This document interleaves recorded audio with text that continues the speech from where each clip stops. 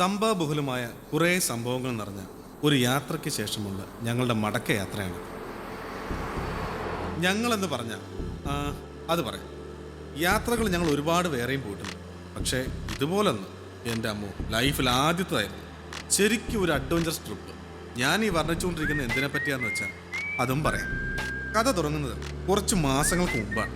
അന്നൊരു പകൽ അല്ല, അതിരാവിലെ ഏകദേശം ഒരു 3-3:30 ആയി കാണും.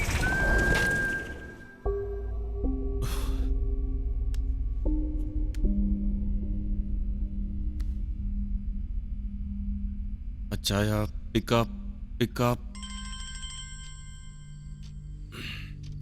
Pickup please.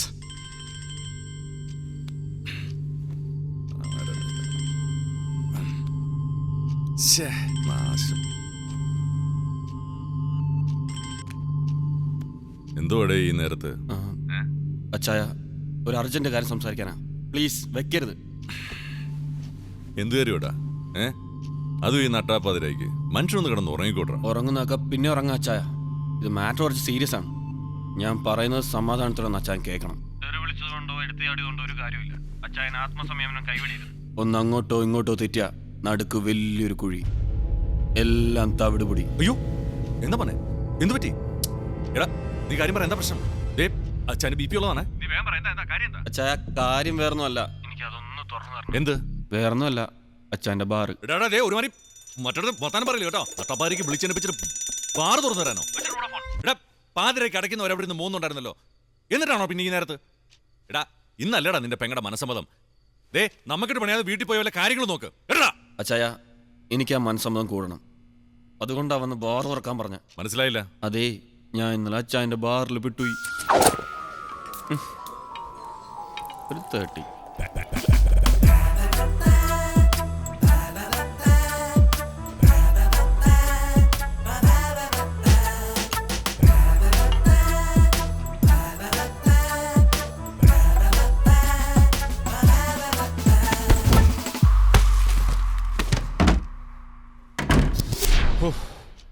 എന്റെ പൊന്നു മോനെ, നിന്റെ ഒരു കാര്യം, ഈ ലോകത്ത് നിനക്ക് മാത്രമേ ഇങ്ങനെയൊക്കെ സംഭവിക്കുള്ളൂ. എന്റെ അമ്മോ. ശരി ശരി, അവിടെ നില്ല്, ഞാനിപ്പോ അങ്ങോട്ട് വരാം. താങ്ക് യു അച്ചായ, താങ്ക് യു സോ മച്ച് അച്ചായ.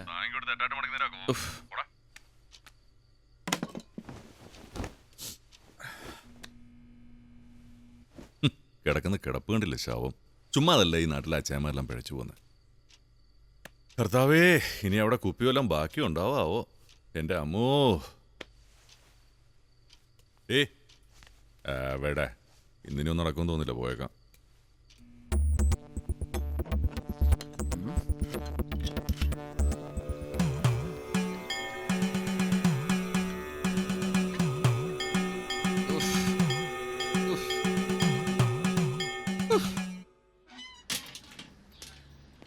രാമേന്ദ്ര സാറല്ലേ? അതെ. കിരണിന്റെ അച്ഛൻ. ആരാ? സാറിന് എന്നെ അറിയാൻ വഴിയില്ല, പക്ഷേ എനിക്ക് നിങ്ങളറിയാം. കിരണിനെ അതിൽ നന്നായി അറിയാം. കുറച്ച് ക്യാഷിന്റെ ഡീലിംഗ് ഉണ്ട് അവനുമായിട്ട്. അവൻ പറഞ്ഞാണല്ലോ അല്ലേ? നിങ്ങൾ ആരാ? മോനെ കാണാൻ വന്നതാണെങ്കിൽ അവൻ ഇവിടെ ഇല്ല. എന്തെങ്കിലും ഉണ്ടെങ്കിൽ ഫോൺ ചെയ്തോ നേരിട്ട് കണ്ടോ സംസാരിക്കണം. അല്ലാതെ മോനെ കണ്ട് പൂജിക്കാനൊന്നുമില്ല, അവനെ തന്നെ അങ്ങനെ കാണണമൊന്നുമില്ല. നമുക്കേ അവൻ വാങ്ങിയ കാശ് തിരിച്ചു കിട്ടിയാൽ മതി. നിങ്ങളെ പോലുള്ള അച്ഛനമ്മയും ഇതുപോലുള്ള പെങ്ങന്മാരും ഉണ്ടെന്ന് അറിഞ്ഞിട്ട് തന്നെയാ ഇവനൊക്കെ വന്ന് കാല് നിൽക്കുമ്പോ കാശെന്നെ കൊടുക്കുന്നത്. മനസ്സിലായോ?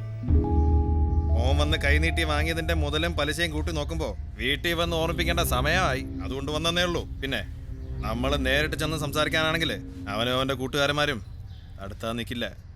വരുമ്പോ പറഞ്ഞേക്ക് ഒരു ഫസലിക്ക് വന്നിട്ട് പോയെന്ന്. ഓട്ടെ.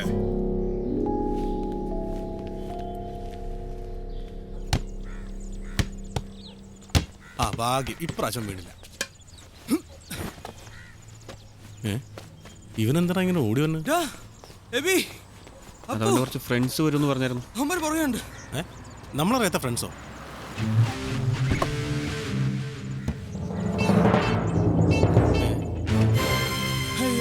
ഇത് ഏതാണ് ഈ ഊള്? അതിവന്റെ ഫേസ്ബുക്ക് ഫ്രണ്ടാ, എഴുതിട്ടേ ഉള്ളൂ. അളിയ, നീ ഒരു പെരുന്നാളിനുള്ള ആളെയും കൂട്ടിയിട്ടാണല്ലോ വന്നേക്കണേ.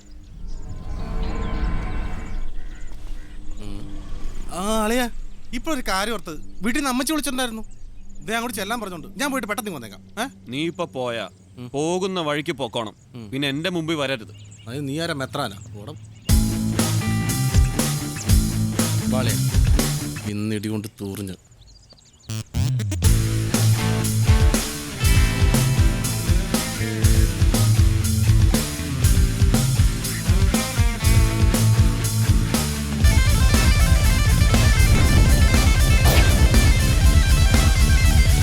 ചേട്ടാ, നമ്മുടെ പയ്യൻ പാവാ. അവന് കുറച്ചും കൂടി സമയം കൊടുക്കാമല്ലോ, അല്ലേ? ആ പിന്നെ കൊടുക്കാം. നിങ്ങൾ വിചാരിക്കുന്ന പോലെ ഇവൻ ഫ്രോഡൊന്നുമല്ല, നമ്മളെ പോലെ തന്നെ പാവാ. നിങ്ങൾ മനസ്സിലാക്കില്ലെങ്കിൽ ഈ ലോകത്ത് വേറെ ആരാ അവനെ മനസ്സിലാക്കാൻ? നീ ആരാടാ ഇതൊക്കെ പറയാൻ? പണി പോളിട്ടോ. ചേട്ടാ, ഈ ഒരു പ്രാവശ്യം കൂടി, ഇത് അവസാനത്താ. ഇവനൊന്നും ചെയ്യരുത് പ്ലീസ്. കടം കൊടുത്താ ഇടം കൊടുക്കണമെന്നല്ലേ? അല്ലേ? ആണ്, അങ്ങനെയാണ്. കുറെ നേരം ആയല്ലോ. അനിയന്മാരെ പേരെന്താ? ചേട്ടൻ്റെ തറവാട്ട് പേര് കേട്ട് കാണും. കുരിശിങ്കൽ. ഞാൻ എബി കുരിശിങ്കൽ.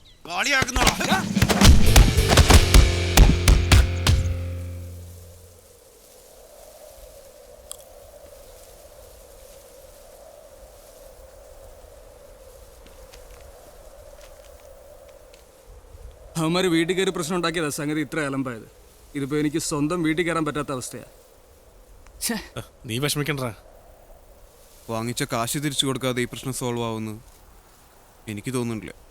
40,000 രൂപ പണിയാണ് അളിയാ. കക്കണ്ട വരും. കൽക്കണ്ടോ? കൽക്കണ്ടല്ല, കക്കണം. മോഷണം, റോബറി, ഒരു ബണ്ടിച്ചോ സ്റ്റൈൽ, ഒരു ഹൈ ലെവൽ റോബറി. അളിയ ഉണ്ട്, ഒരു ഐഡിയ ഉണ്ട്. ആൻസിയുടെ എൻഗേജ്മെന്റ് വകയിൽ ഞാൻ 20,000 അടിച്ചു മാറ്റി വെച്ചിട്ടുണ്ട്. നമുക്ക് വേണ്ടത് മറ്റൊരു 20. അപ്പു പറഞ്ഞാലും കാര്യമില്ലതില്ല. ആ, മോഷണം, റോബറി, അതാണ് ഈ ഏക പോംവഴി. എനിക്കറിയാവുന്ന ഒരാളുണ്ട്. കക്ഷി പഴയൊരു പ്ലാൻ പുലിയ. രശ്മിയുടെ അച്ഛനാ? നീയൊന്ന് അടങ്ങടാ. നല്ല പൂത്ത പണം ഉണ്ട് ആളുടെ കയ്യിൽ.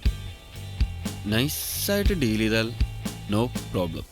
ആള്, സ്ഥലം, ഫാമിലി, ഇത് മൂന്നും അറിയണം. അത് മൂന്നും നീ എനിക്ക് വിട്ടേ. കാരണം ഫാമിലി എനിക്ക് നന്നായിട്ട് അറിയാം, വീടും അറിയാം, വീടിരിക്കുന്ന സ്ഥലവും അറിയാം. വീട്ടിൽ അയാളുടെ ഒരേ ഒരു മകൻ, പിന്നെ അയാളുടെ ഒരേ ഒരു ഭാര്യ. ഒരേ ഒരു ഭാര്യയല്ല, അയാളുടെ ഭാര്യ. അത് വലിയ കാര്യമാക്കണ്ട. അടിച്ചു മാറ്റുന്നത് വേറെ എവിടെ നിന്നല്ല, എൻ്റെ സ്വന്തം വീട്ടിൽ നിന്ന് തന്നെ. മമ്മി, അപ്പച്ചൻ്റെ കാർ ഞാൻ എടുക്കുവാണേ. കാർഡോ? കാർഡല്ല, കാറ്. അതൊക്കെ നീ നേരിട്ടങ്ങ് ചോദിച്ചാ മതി. ഏയ്, ഞാൻ ചോദിക്കില്ല, മമ്മിയും ചോദിക്കണ്ട. ഞാൻ കാർ എടുക്കുക.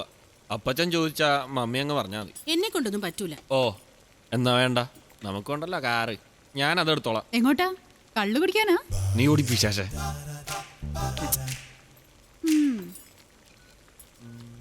നീ പോയില്ലേ? ഇതേ പോയി. മമ്മിയുടെ പണി നടക്കട്ടെ. ആഹാ.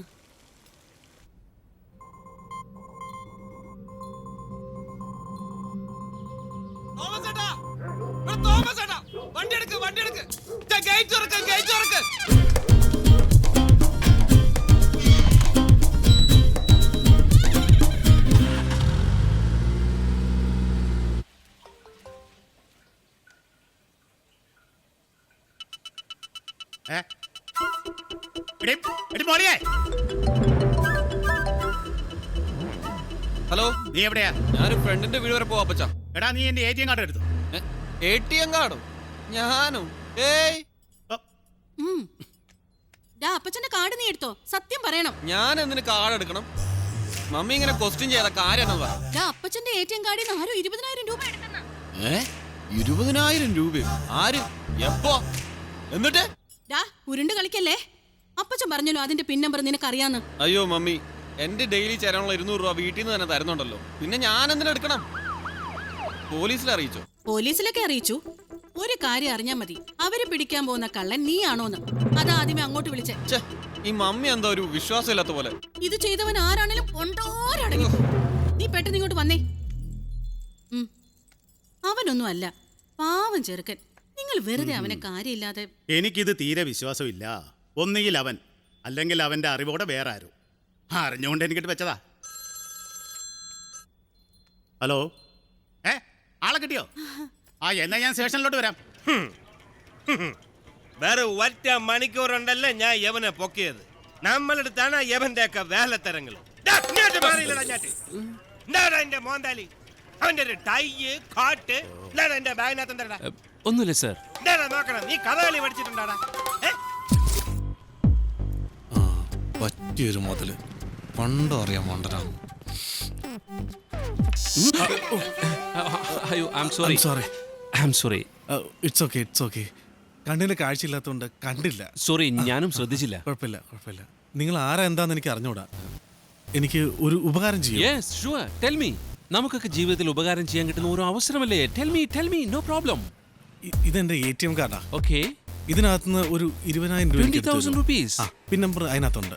Sure, don't worry. അതൊക്കെ ഞാൻ ഏറ്റു. മോനോട് വെയിറ്റ് ചെയ്യേ, ഇപ്പൊ ശരിയാക്കി തരാം.